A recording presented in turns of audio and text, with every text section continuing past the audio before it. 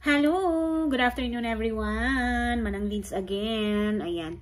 So, busy-busy tayo na nag-aano ng mga tickets. Yung tickets for a cause natin. Yung mga gustong bumili para sa mga beneficiaries natin, pwede kayong mag-PM sa akin. Nandyan palagi yung WhatsApp number ko para ma-message nyo ako kung gusto nyong bumili. Okay? So, inuulit ko, ito ay charity program ng mga Cordilleran vloggers.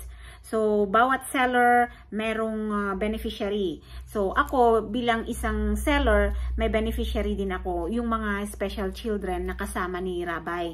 So, guys, if you want to buy, at least, ang isang peraso kasi nito is 20 pesos. Yan.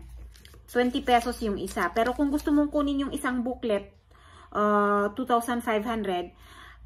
tag nito, 125 pieces na tickets na to. So guys, more entries, more chance of winning. Kasi ang grand prize nito is 2 million or worth 2 million na sasakyan. Mamili ka kung sasakyan ang kukunin mo or yung cash. Tapos yung mga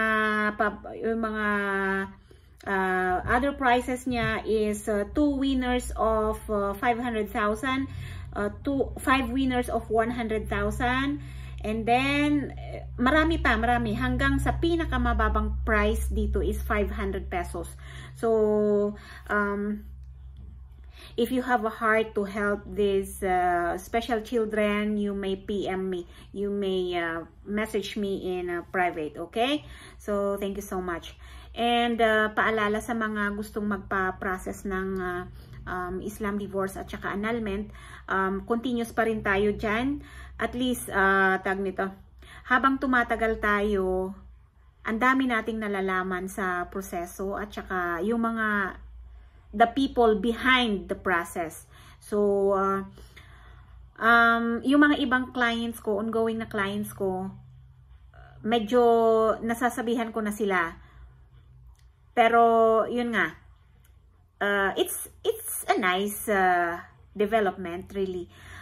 Maganda sa akin bilang isang, yung nakikita nyo sa YouTube na napapanood nyo.